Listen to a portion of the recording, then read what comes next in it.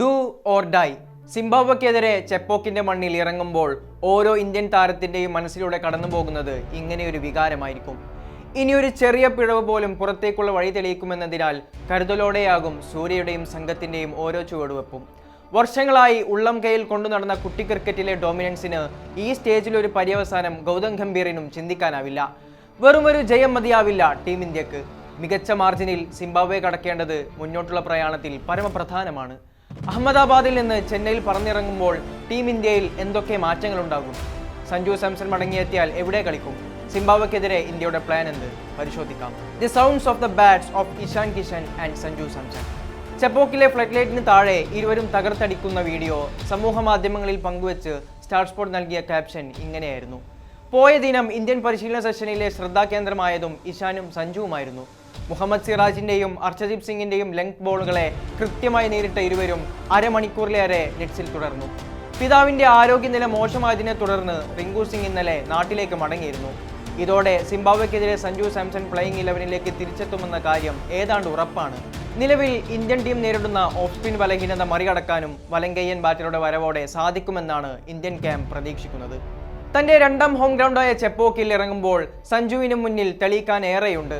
മാസങ്ങൾക്കിപ്പുറം Chennai super കിങ്സിന്റെ മഞ്ഞക്കുപ്പായത്തിൽ ഇതേ മൈതാനത്ത് ഇറങ്ങേണ്ടതാണെന്ന ബോധ്യം മറ്റാരേക്കാളും അയാൾക്കുണ്ടാകും. ഇതിനാൽ മികച്ചൊരു ഇന്നിംഗ്സിലൂടെ വരാനിരിക്കുന്ന IPL പതിപ്പിന്റെ ടീസർ അവതരിപ്പിക്കാനുള്ള സുവർണാവസരമാണ് താരത്തിന് മുന്നിൽ തെളിയുന്നത്.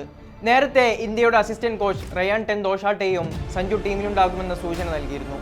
ടോപ്പ് ഓർഡറിലും ഫിനിഷറുടെ റോളിലും നേരത്തെ ഇന്ത്യക്കായി കളത്തിലിറങ്ങിയതും താരത്തിന് അനുകൂല ഘടകമാകും. Sikandar Raza, Brian Bennett.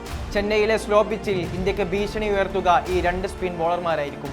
പോയ മത്സരങ്ങളിലെല്ലാം പവർ പ്ലേയിൽ ഇന്ത്യൻ ടോപ്പ് ഓർഡറിനെ കുരുക്കിയ അതേ സ്പിൻ കണിയാകും സിംബാബ്വെയും എക്സിക്യൂട്ട് ചെയ്യുകയെന്ന കാര്യം തീർച്ചയാണ്. സൽമാൻ അലി ആഗ, ആര്യൻ ദത്ത്, ഏഡൻ മാക്രാം എന്നീ ഓഫ് സ്പിന്നർമാർക്കെല്ലാം ഇന്ത്യൻ ഓപ്പണർമാർക്കെതിരെ വിജയം നേടാനായിരുന്നു. സഞ്ജുവിന്റെ പ്ലേയിങ് 11-ലേക്കുള്ള മടങ്ങിവരവിലൂടെ ഇതിനെ കൗണ്ടർ ചെയ്യാൻ ഇന്ത്യക്കാകും. ഇന്നലെ നെറ്റ്സിൽ പേസ് ബോളർമാർക്ക് പുറമെ സഞ്ജു കൂടുതൽ നേരം പരിശീലിച്ചത് മിസ്റ്ററി സ്പിന്നർ വരുൺ ചക്രവർത്തിക്കൊപ്പമായിരുന്നു.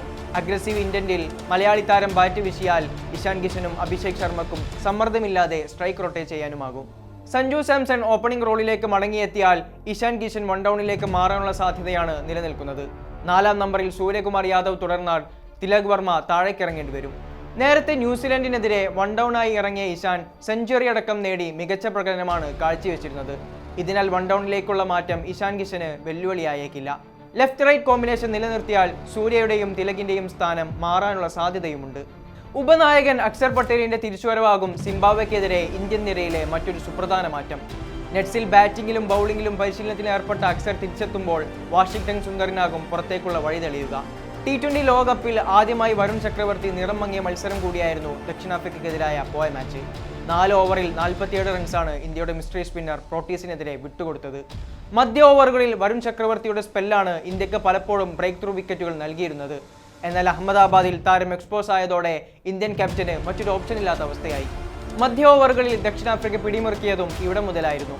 അക്ഷർ പട്ടേലിന്റെ വരവോടെ ഈ ഒരു പ്രശ്നം പരിഹരിക്കാനാകുമെന്നാണ് കരുതുന്നത്. വരുണിന് സമാനമായി വിക്കറ്റ് ടേക്കിംഗ് അബിലിറ്റിയുള്ള ബോളറാണ് താനെന്ന് പലകുറി തെളിയിച്ച താരമാണ് അക്ഷർ. ഓസ്ട്രേലിയയെയും ശ്രീലങ്കയെയും തോൽപ്പിച്ച് സൂപ്പർ 8-ലേക്ക് മുന്നേറിയ സിംബാബ്വെക്ക് പക്ഷേ വെസ്റ്റ് ഇൻഡീസിനെതിരെ തൊട്ടതെല്ലാം പിഴക്കുന്നതാണ് കണ്ടത്. ബാറ്റിംഗും ബോളിംഗും ഒരുപോലെ പരാജയമായതോടെ ഇന്ത്യക്കെതിരെ മികച്ചൊരു കംബാക്കിനാണ് സിക്കന്ദർ റാസയും സംഘവും ശ്രമിക്കുക. മറുമാനിയും ബ്രയാൻ ബെന്നറ്റും ഡിയോൺ മയേഴ്സും അടങ്ങിയ ടോപ്പ് ഓർഡറിലാണ് ടീമിന്റെ പ്രതീക്ഷ. ആങ്കർ, ഫിനിഷർ റോൾ ഒരുപോലെ കൈകാര്യം ചെയ്യാൻ കെൽപ്പുള്ള റാസയുടെ എക്സ്പീരിയൻസും ടീമിന് പ്രതീക്ഷ നൽകുന്നതാണ്. നിലവിൽ T20 ലോകകപ്പിലെ വിക്കറ്റ് ടേക്കർമാരിൽ ആദ്യ സ്ഥാനത്തുള്ള മുസറബാനിയുടെ സ്പെല്ലും ഇന്ത്യക്ക് വെല്ലുവിളി ഉയർത്തും. ദക്ഷിണാഫ്രിക്കയ്ക്കെതിരായ തോൽവി ഇന്ത്യക്ക് വിലപ്പെട്ട പല പാഠങ്ങളും പകർന്നു നൽകിയിരുന്നു. സിംബാബ്വെക്കെതിരെ ഇറങ്ങുമ്പോൾ ഇന്ത്യൻ നിരയിൽ സുപ്രധാന മാറ്റങ്ങൾ ഉണ്ടാകുമെന്ന കാര്യം തീർച്ചയാണ്. മികച്ച വിജയത്തോടെ T20 ലോകകപ്പിലേക്ക് ഇന്ത്യയുടെ സ്ട്രോങ് കംബാക്കിനായി കാത്തിരിക്കാം.